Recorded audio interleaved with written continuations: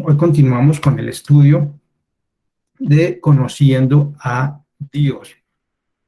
Eh, Hoy vamos a ver otro aspecto, otro atributo de Dios que, que de pronto nosotros ya pues lo conocemos, ¿no? Pues lo hemos oído, pero entonces hoy vamos a pegarnos un chapuzón, vamos a pegarnos un clavado, vamos a profundizar un poquito más para que esas escrituras, para que esas aguas nos laven, para que esas aguas nos limpien de ese pensamiento de pronto equivocado que nosotros en algún momento eh, podemos haber tenido.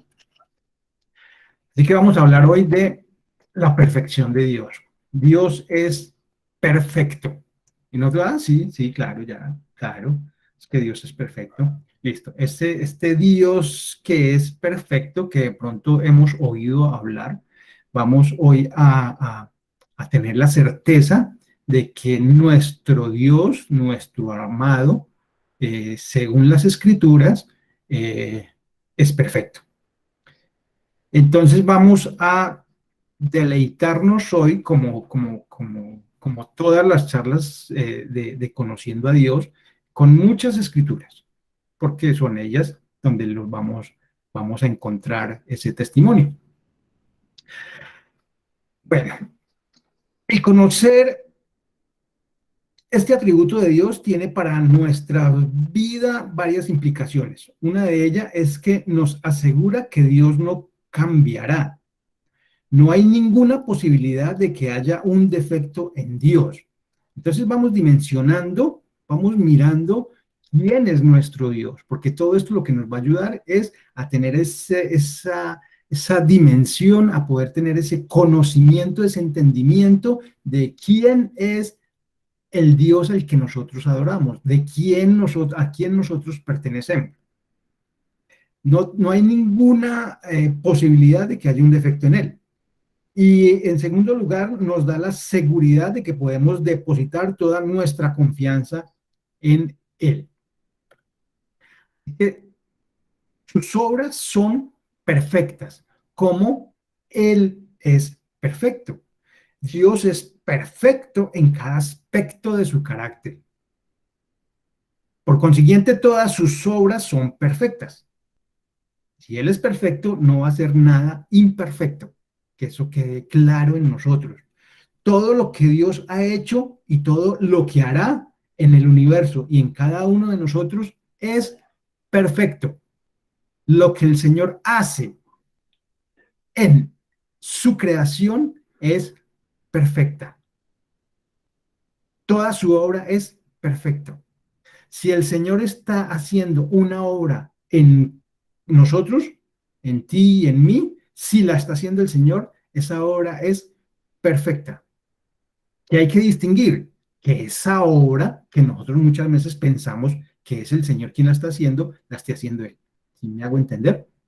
Porque muchas veces, muchas ocasiones, en nuestra vida cotidiana, pensamos que Dios está obrando en nuestra vida y resulta que no es nuestro Dios, sino que es nuestra actitud, que es nuestro corazón, que piensa que el Señor está obrando en nosotros. Y de pronto salen las cosas mal. Y entonces ahí es donde empezamos a dudar y empezamos a preguntarnos, ¿y aquí qué pasó? Si yo le oré al Señor para comprar ese carro, si yo le oré al Señor para poner ese negocio y 3 meses después el negocio se quebró. Entonces que tengamos claro que es el Señor el que está obrando en nuestras vidas. Deuteronomio 32, versículos 3 y 4 dice, proclamaré el nombre del Señor, alaben la grandeza de nuestro Dios. Él es la roca, sus obras son perfectas y todos sus caminos son justos. Todos sus caminos. ¿Cuántos? Todos. Todos sus caminos son justos. Dios es fiel.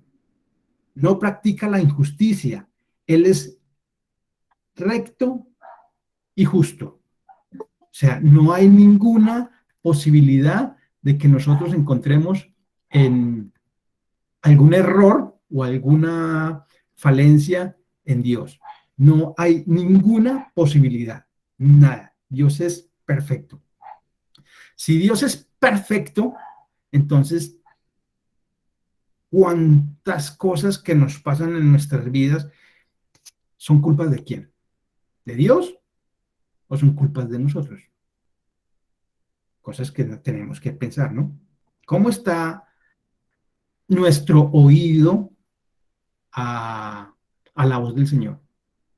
¿Cómo está presto nuestro oído? Si estamos oyendo la voz de Dios o estamos oyendo otras voces. Estamos oyendo la voz del mundo. Estamos oyendo la voz de nuestro propio corazón. Porque tenemos que tener claro que Dios es perfecto. Sus obras y todos sus caminos son justos. Dios es fiel, recto y justo. Fiel. Él no va a defraudarnos. Por eso nosotros podemos tener esa confianza de depositarnos, de abandonarnos en sus brazos, porque no nos va a defraudar. Y es recto y justo en todas sus obras, en todo lo que hace. Ahora, el refugio del Señor es seguro. Ese refugio, por su perfección, podemos estar seguros detrás de Él como nuestro escudo. Podemos abandonarnos en sus brazos, podemos confiar plenamente en el Señor.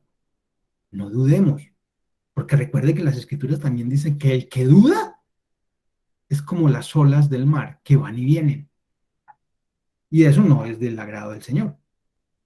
Por eso el Señor también dice, si tuvieran fe, así, como un granito de mostaza, podríamos pedir que las montañas se trasladaran. No es literalmente, ¿no? O sea, no, después trataríamos ese tema, pero no podemos pensar de que, no, entonces como yo creo mucho en Dios, entonces le voy a pedir a esta montaña que se pase para este cerro donde nosotros vivimos, entonces el cerro Nutibara ya me cansé de tenerlo aquí en la espalda, entonces lo voy a trasladar, lo voy a poner voy a orarle al Señor para que lo pongamos arriba en el poblado. Pues no, ¿cierto? No va a pasar, no va a ser así, no es así. ¿Listo? Bueno, entonces recuerden que tenemos que tener claro cómo es que nosotros debemos interpretar las escrituras. Porque el Señor también dice, para que las interpretemos, para que le demos una muy buena interpretación. Entonces, Dios es nuestro refugio. Por su perfección, con su perfección o en su perfección, nosotros podemos estar seguros que vamos a estar, que Él va a ser nuestro escudo.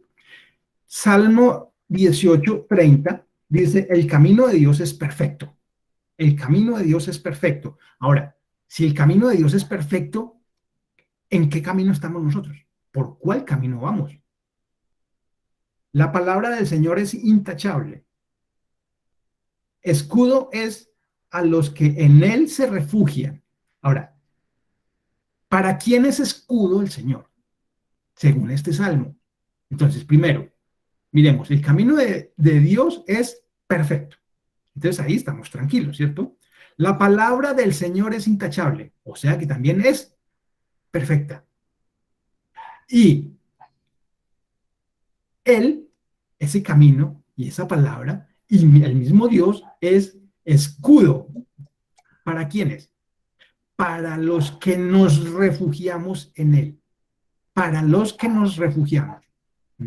Que eso quede claro. Para esas personas que nos refugiamos en Él.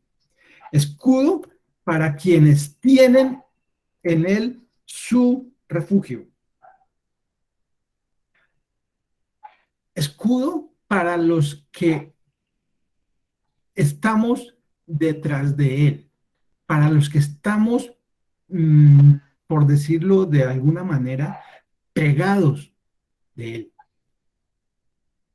No sé si literalmente hemos oído muchas recomendaciones que, digamos, las abuelas decían, es que usted lo que necesita es estar pegado de Dios, es que usted lo que necesita es estar pegado del Señor.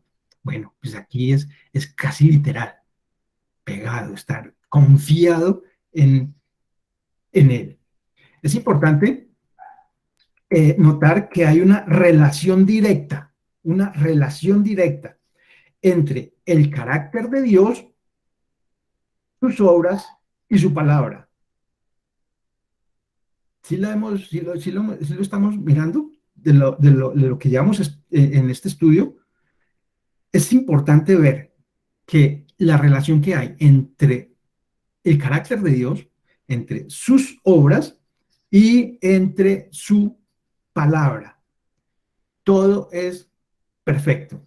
Esta perfección de Dios debe de llevarnos a ser reverentes y tener gran respeto por sus cosas, ¿cierto? Como lo dijimos ahorita. Ahora, Dios obra en su pueblo. Si Dios obra en su pueblo, entonces esa obra de Dios va a ser perfecta, ¿cierto? Ahora, Dios obra en toda su creación y nosotros somos su creación. Entonces, ¿qué dice Efesios 2, versículo 10? Dice, porque somos hechura suya, creados en Cristo Jesús para buenas obras, las cuales Dios dispuso de antemano a fin de que las pongamos en práctica. Entonces, ¿para qué eh, somos hechura de Dios? Para poner en práctica sus obras. Somos creados en Cristo Jesús para buenas obras, las cuales Dios dispuso de antemano, a fin de que las pongamos en práctica. Entonces, ¿qué hay que poner en práctica? Las obras de Dios. ¿Cuáles obras? Entonces me voy a devolver un poquito. Carácter, sus obras y su palabra. Entonces, otra escritura donde dice Filipenses, Pablo le dice a los filipenses en el versículo 6 del capítulo 1, dice, estoy convencido de esto, el que comenzó tan buena obra en ustedes, la irá perfeccionando hasta el día de Cristo Jesús. Entonces, vuelvo y digo, si el Señor ha comenzado una obra en nosotros, esa obra se va a ir perfeccionando. O sea, si el Señor es el que inició mi obra delante de él, es el que me ha revelado quién es el que me ha atraído hacia él con sus cuerdas de amor, entonces yo, en mi vida, debe de haber un fruto. Ese fruto es el que se va a ir perfeccionando hasta el día de Cristo Jesús, hasta el día en que Cristo venga. Siempre vamos a estar creciendo. ¿Creciendo en qué? En los frutos, que eso ya lo vimos cuando estudiamos las parábolas, ¿acuerdan? Los frutos, ¿acuerdan del árbol que estaba lleno de frutos y cuáles eran los frutos? Listo, pues nosotros, a medida que nosotros vamos creciendo, pues se van a ir viendo esos frutos. Entonces,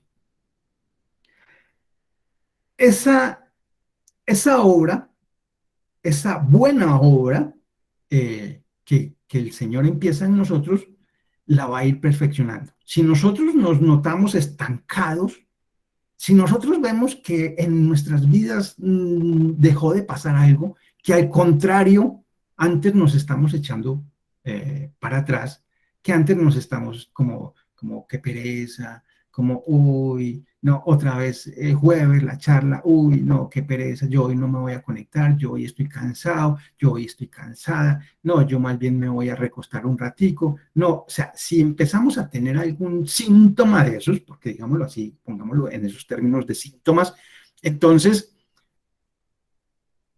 es como una alarma que debe de estar en nosotros. Algo está pasando en nosotros. Y eso es bien delicado. O sea, esos síntomas pueden ser síntomas agudos o síntomas crónicos. Y cuando son síntomas agudos y se van volviendo crónicos, el hilo es muy delgado. El hilo es tan delgado que cuando menos pensamos ya no queremos nada con el Señor. No queremos ni estudiar, ni abrir la Biblia, ni leerla, ni asistir a ninguna charla, ni asistir a ningún servicio. No queremos nada. Estamos más en el mundo. Nos vamos haciendo más amigos del mundo, porque el mundo sí está presto a atraparnos. Por eso no debemos descuidarnos. El Dios perfecto está haciendo una obra perfecta en nosotros. ¿Para qué? Para hacernos perfectos.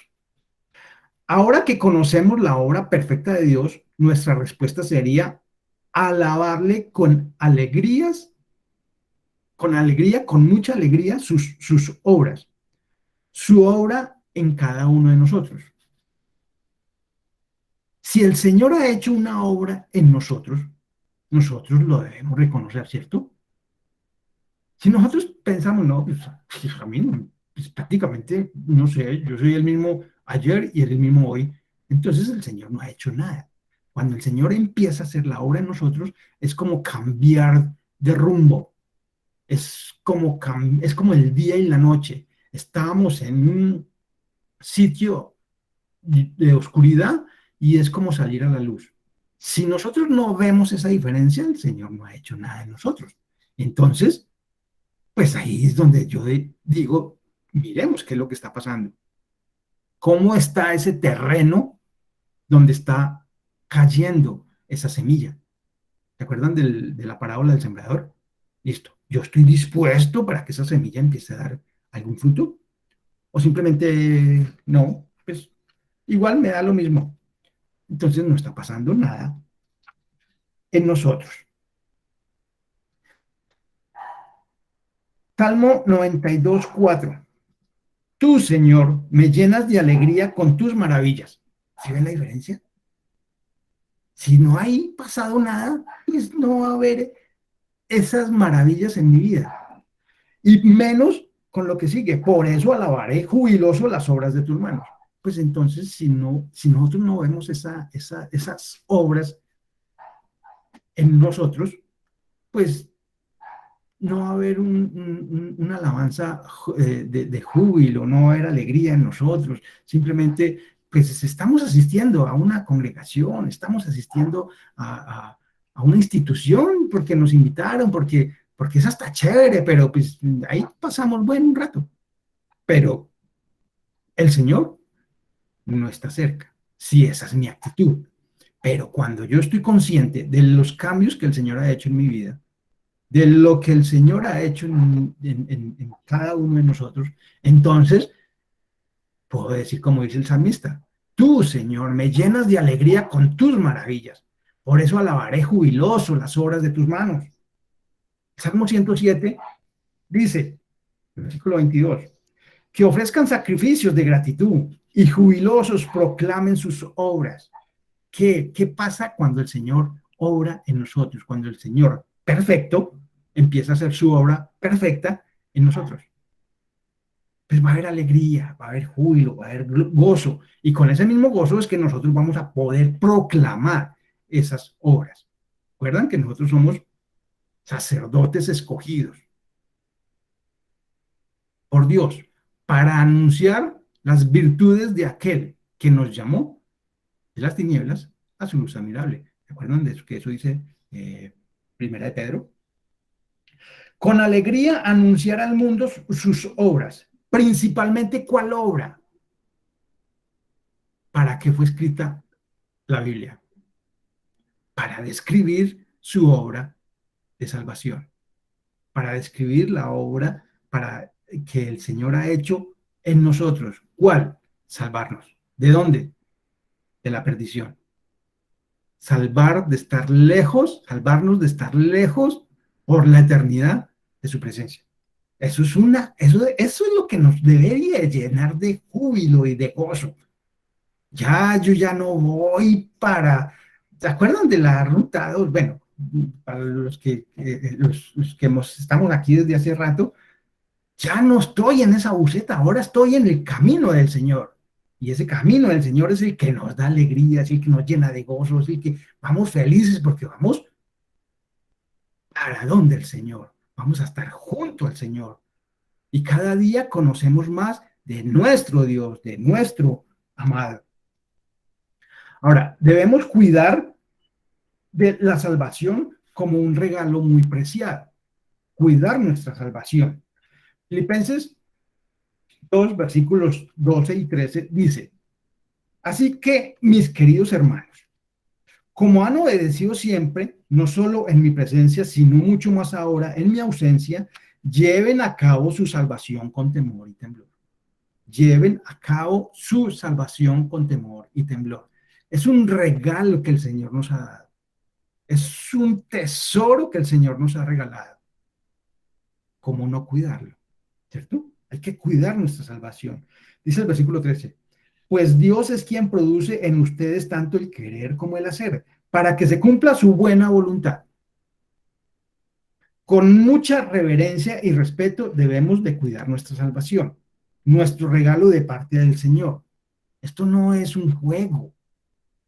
El Señor, cuando nosotros vamos a la cruz, cuando el Señor nos lleva a la cruz y nosotros podemos ver cuánto costó nuestra salvación, ahí es donde yo puedo entender, ahí es donde yo me doy cuenta cómo es que debo de cuidar la salvación, cómo es que yo debo de cuidar este regalo que el Señor me ha dado, con temor y temblor. Entonces, cuando yo ya tengo entendido eso, cuando yo ya capto esto, entonces tengo reverencia por el Señor, tengo respeto por las cosas del Señor. Debemos de cuidar nuestra salvación, nuestro regalo de parte del Señor. Cuidémonos principalmente de qué? De ser amigos del mundo.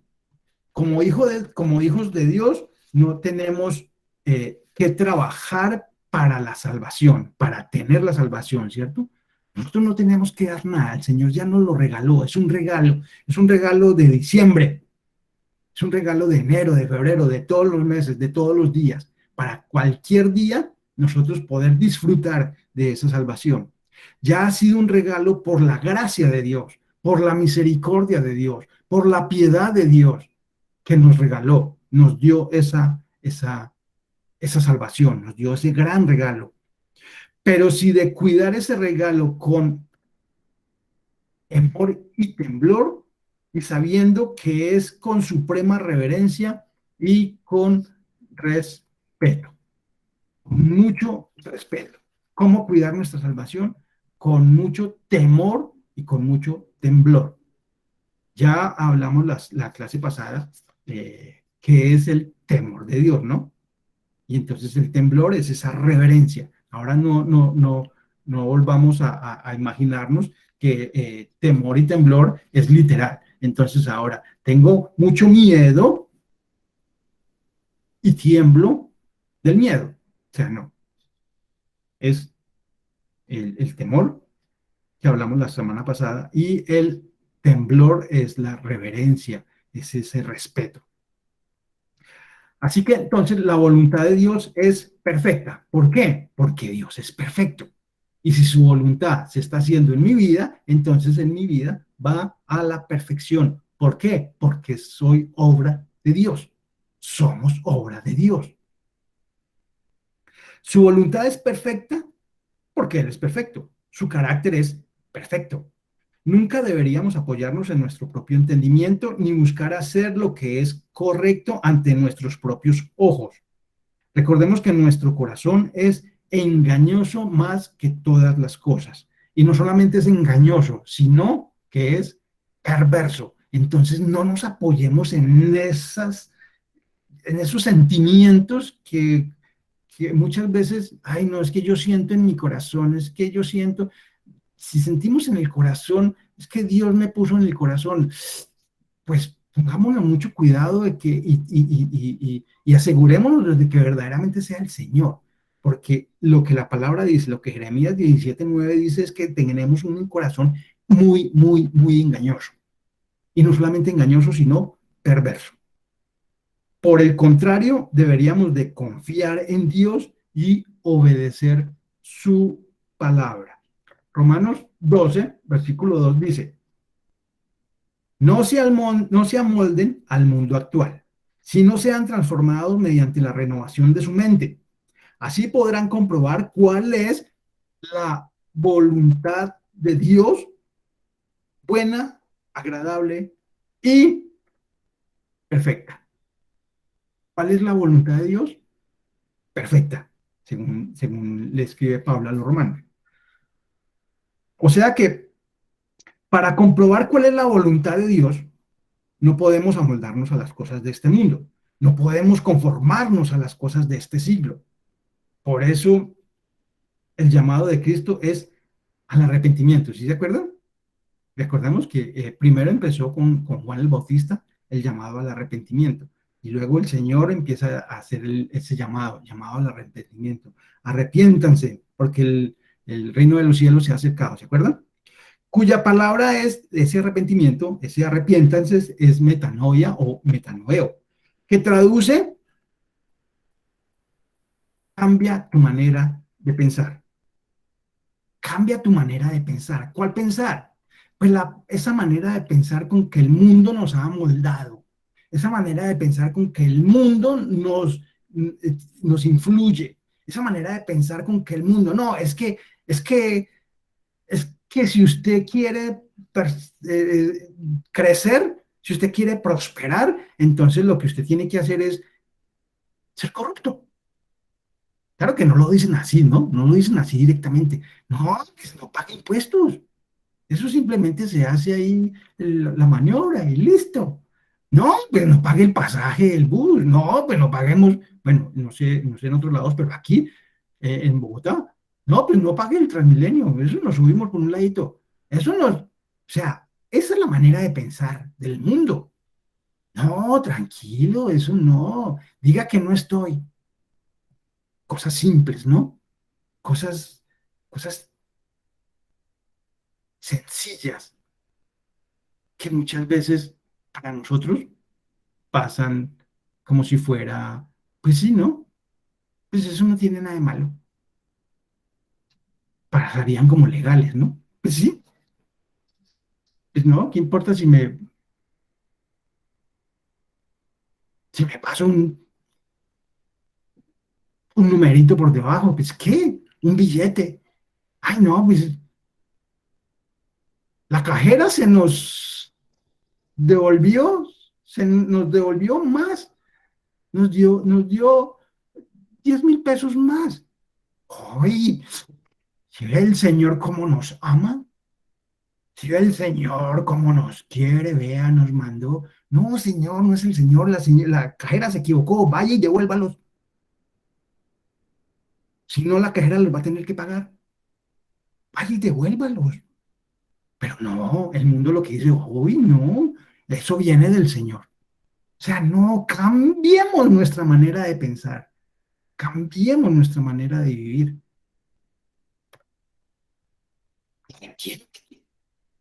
A eso nos llamaba Jesús, a eso llamaba a la gente de Jesús.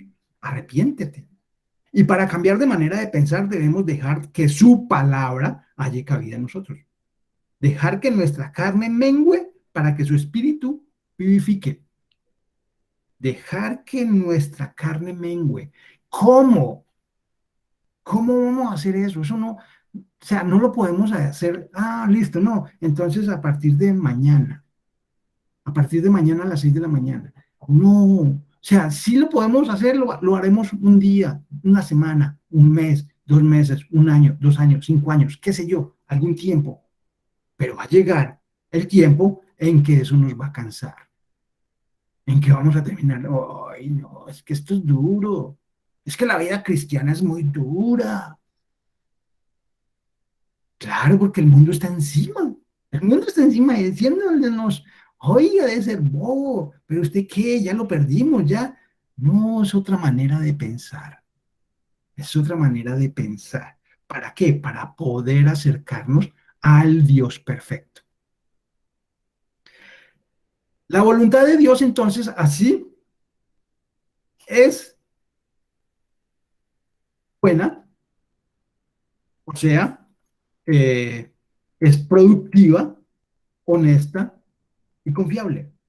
Miremos, miremos todo esto que habla la Biblia, que hablan las Escrituras sobre la voluntad de Dios. Y la voluntad de Dios se está haciendo en cada uno de nosotros, ¿cierto?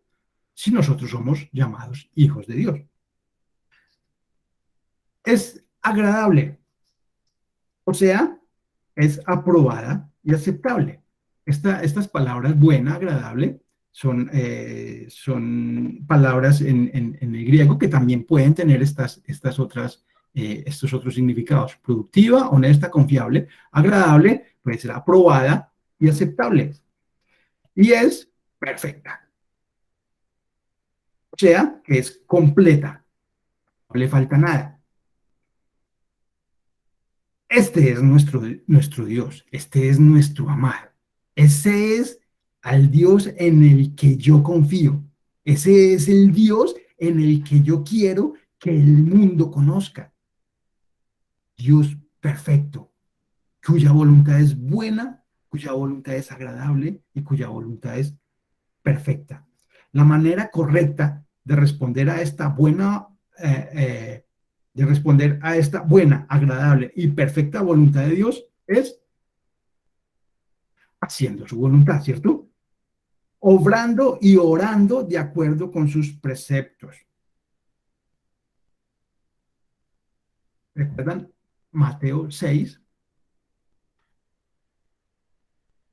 Vamos a leer solo hasta el versículo del 9 y 10, donde dice, ustedes deben de orar así, ¿cierto? ¿Se acuerdan? Eso es bien conocido.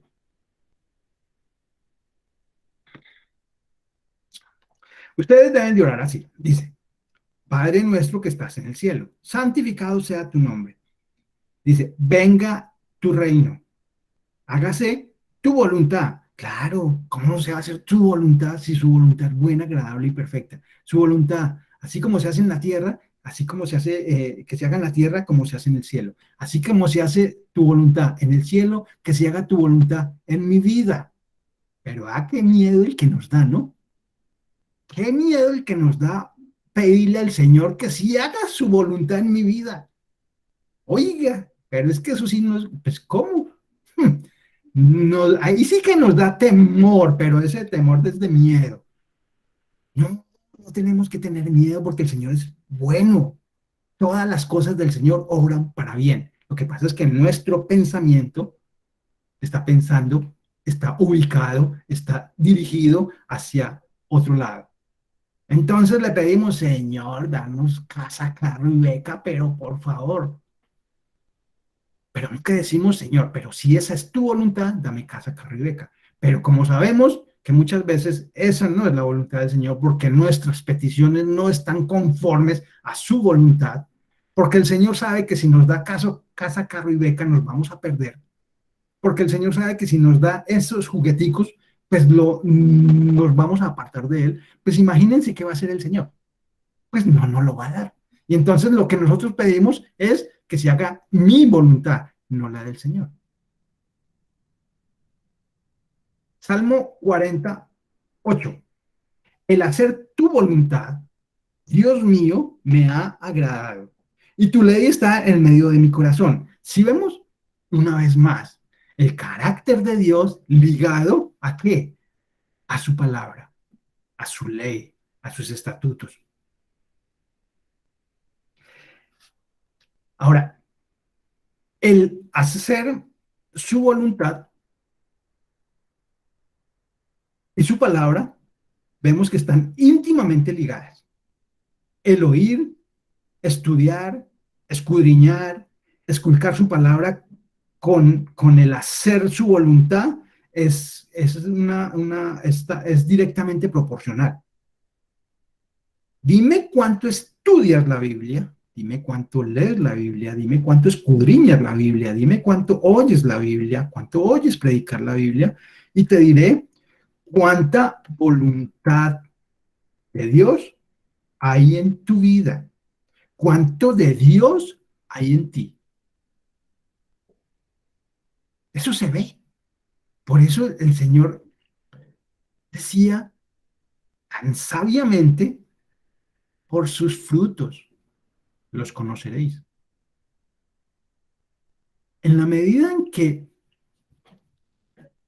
nosotros estemos echando, donde nosotros estemos eh, vaciando, digámoslo así, de su palabra en nuestra mente, en nuestro ser, pues lógicamente, en la medida en que estemos echando luz a nuestras vidas, en la medida en que esa luz vaya entrando a nuestro ser, pues lógicamente, al entrar la luz, toda la oscuridad que hay en nosotros, todas las tinieblas que hay en nuestro corazón, las barbaridades que hay en nuestra mente, pues lógicamente tienen que ir saliendo. Ingresamos. Luz, sale oscuridad. Las cosas de el mundo que están dentro de mí empiezan a menguar, las cosas del Señor empiezan a crecer. Su espíritu se vivifica, mi carne empieza a menguar.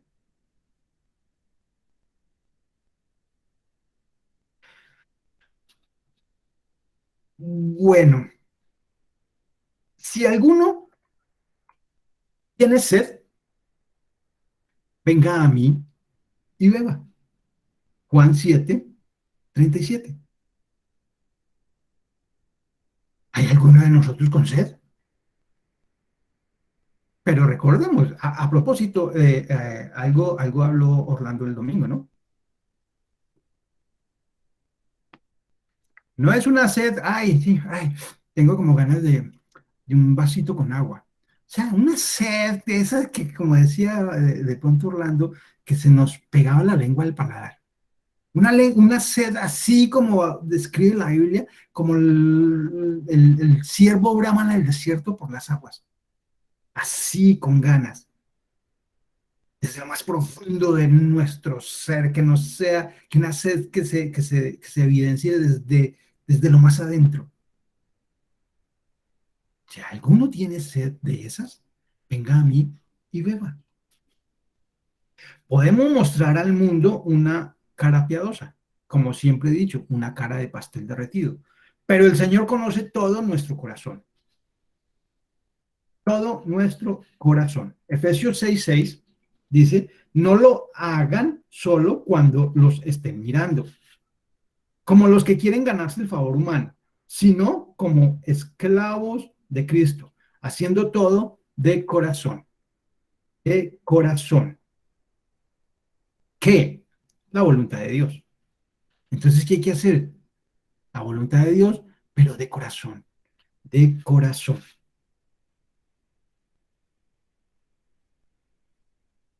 Pablo acá está hablando de cómo debe de ser nuestro comportamiento, cómo debe de ser el comportamiento de los esclavos en su tiempo con respecto a los amos, pero aplica para todos nosotros, ¿no? En la iglesia somos unos, en el trabajo somos otros, en la calle somos otros, y en la casa somos otros, con los hijos somos unos, con los amigos somos otros. Miremos la actitud que Jesús tuvo a hacer la voluntad de, de Dios. ¿Qué hizo Jesús? Juan 4, versículos 32 al 34 dice, yo tengo un alimento que ustedes no conocen. Ojo, yo quiero que pongamos cuidado en estas partes. Ya vamos terminando. Miremos, yo tengo un alimento que ustedes no conocen, replicó Jesús. ¿Le habrán traído algo de comer? Comentaban entre sí los discípulos. Mi alimento Mi alimento es hacer la voluntad del que me envió y terminar su obra, les dijo Jesús. ¿Cuál es su alimento? Hacer la voluntad de Dios. O sea que hacer la voluntad de Dios nos alimenta. Es el maná que baja del cielo, nuestra verdadera comida. Y Jesús dijo que Él era ese maná, que Jesús era ese pan que baja del cielo, ¿cierto? ¿Recuerdan de Juan 6:51? Yo soy el pan vivo que bajó del cielo. Si alguno come de este pan, vivirá para siempre. Este pan es mi carne, que daré para que el mundo viva. O sea que la voluntad de Dios es que comamos de ese pan para que vivamos, ¿cierto? Pues eso está leyendo ahí. O sea que la voluntad de Dios es que comamos de ese pan para que el mundo viva. ¿Cuánto pan estamos comiendo? ¿Cuánto estamos degustándonos esa, esa cena? Que está servida, la vamos a dejar ahí. La voluntad de Dios se revela primero y ante todo por medio de la palabra de Dios.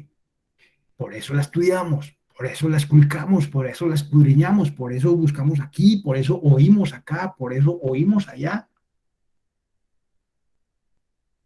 Y así como su voluntad, su palabra es perfecta.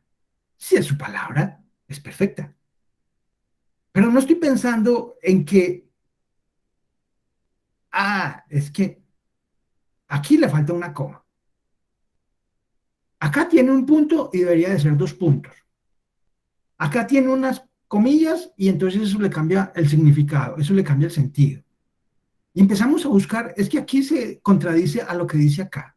Es que aquí dice que fue Juan y aquí dice que fue Pedro.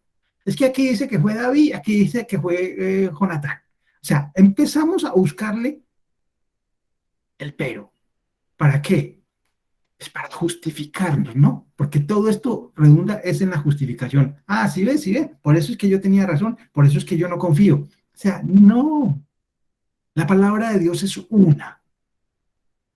¿Quién escribió la Biblia? Pues lógicamente seres humanos, pero es inspirada por Dios. Es inspirada por Dios. Entonces el ser humano pudo haber puesto una coma mal puesta. Listo, pero fue el hombre. Pero el sentido del mensaje, ¿cuál es el sentido del mensaje de toda la Biblia? ¿Cuál? Porque toda la Biblia habla de un solo mensaje. ¿Cuál? La salvación. ¿La salvación de quién? De nosotros. Es la restauración de esa relación entre el hombre y Dios que fue perdida, que se dañó, que se acabó en el paraíso. ¿Sí se acuerdan? Bueno, entonces no estamos pendientes de esas cosas. Estamos mirando más bien, sí, no, aquí debería haber un punto, y entonces está, y le damos sentido. Y entonces así es donde va encajando ese rompecabezas para que nosotros empecemos a entender más. Es ahí donde los misterios del reino de Dios, el Señor empieza a darnos claridad. El Salmo 19, versículo 7 dice, la ley del Señor es perfecta. ¿Quién es perfecta? La ley del Señor. ¿Cómo quién? Como Él. Infunde nuevo aliento. Es mandato del Señor, es digno de confianza. Da sabiduría al sencillo. ¿A quién da sabiduría? Al sencillo.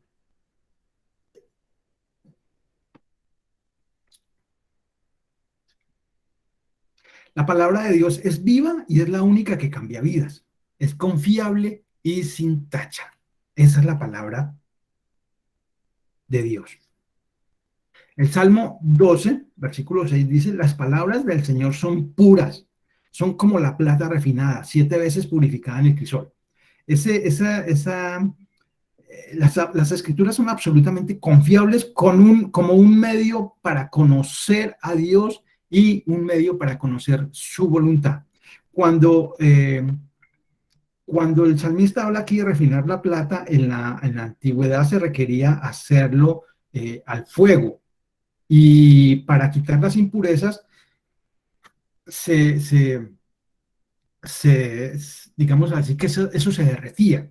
Y entonces las impurezas se podían sacar fácilmente. Entonces, cuando eso se hacía una vez, pues se limpiaba y se depuraba de toda impureza. Ahora imagínense su palabra que ha sido refinada 7 veces.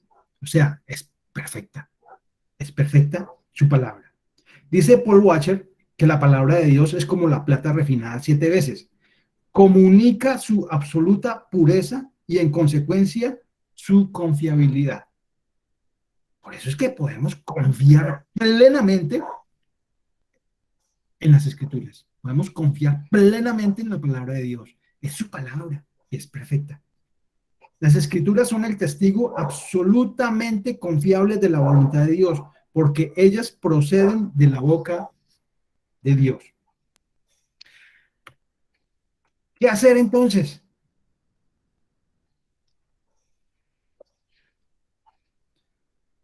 Si nosotros ya tenemos este conocimiento, si nosotros ya tenemos alguna idea de lo que el Señor nos está hablando hoy, entonces, bueno, ahora sí, como cada 8 días hacemos la pregunta, ¿y ahora qué? ¿Y esto qué hay que hacer con esto entonces? ¿Qué hay que hacer? ¿Qué debo de hacer? Salmo 1, conocido, versículos 1 y 2 dice, dichoso el hombre que no sigue el consejo de los malos, o sea, que no es amigo del mundo, ni se detiene en la senda de los pecadores, ni cultiva la amistad de los blasfemos, sino que en la ley del Señor, ¿qué? Se deleita y día y noche medita en ella. ¿En quién? En la palabra del Señor. En la ley del Señor se deleita. ¿Nos deleitamos nosotros? Cuando nosotros nos sentamos a estudiar la Biblia, cuando nosotros nos sentamos a escuchar un servicio, cuando nosotros nos sentamos a escuchar una prédica, cuando nosotros nos sentamos a escuchar que hoy van a hablar de mi amado, nosotros nos deleitamos. O sea, nos saboreamos.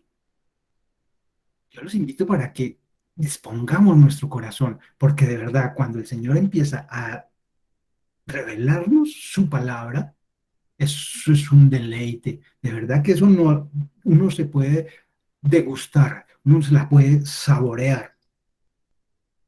Es un deleite para nosotros estudiar la Biblia.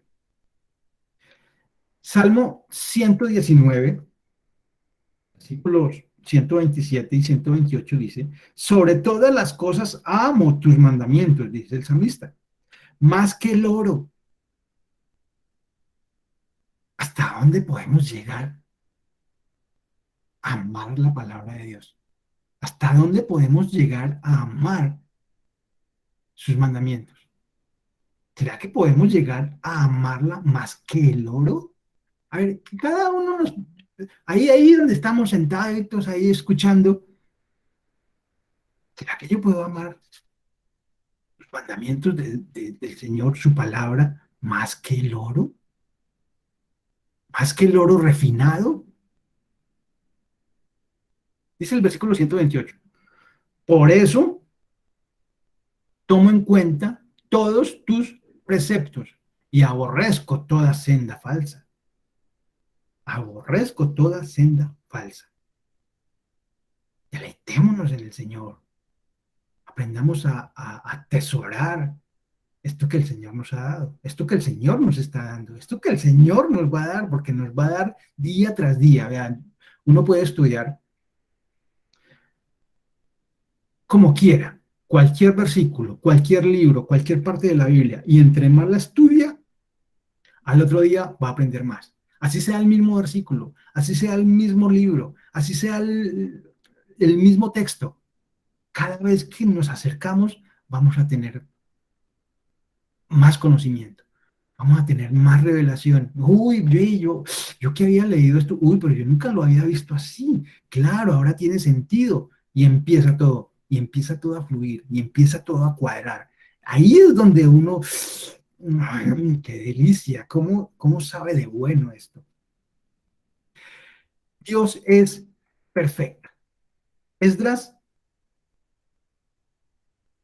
el versículo 10 del capítulo 7 dice, se había dedicado Esdras por completo a estudiar la ley del Señor, a ponerla en práctica y a enseñar sus preceptos y normas a los israelitas. ¿Dedicarse por completo? ¿Estudiar la Biblia? ¿Enseñar? Eso es una locura. Claro, eso es una locura, pero para los que se pierden, para los que no entienden, para los que no, este man ya está perdido. Claro, los perdidos son otros. A este ya le lavaron el cerebro, gracias a Dios. Gracias a Dios. Dios es bueno. Dios es perfecto. Padre, gracias Señor por tu bondad y por tu misericordia. Gracias Padre por tu palabra. Gracias por enseñarnos más de ti, Señor. Gracias Dios porque vemos cuánto amor hay en ti para nosotros. Vemos cuánto nos amas, cuánto deseas que nosotros estemos delante de ti. Gracias, Padre. ¿Cómo agradecerte, Señor, cuando vemos que tú verdaderamente nos atraes con tus hilos de amor? Qué bueno es tu palabra, Señor, qué buena es tu palabra, qué bueno es deleitarnos en tu palabra, qué bueno saborear las escrituras, qué bueno, Señor. Es como esa miel a nuestro paladar cuando vamos entendiendo, Señor, qué es lo que tú quieres, cuál es tu voluntad. Y así es que nosotros vamos entendiendo que es buena, que tu voluntad es buena, que tu voluntad es agradable, que tu voluntad es perfecta. Gracias, Padre, por todos los hermanos que se han conectado. Bendíceles, Dios, en este día. Cuídales y protégeles. Cuídales del mundo, Padre.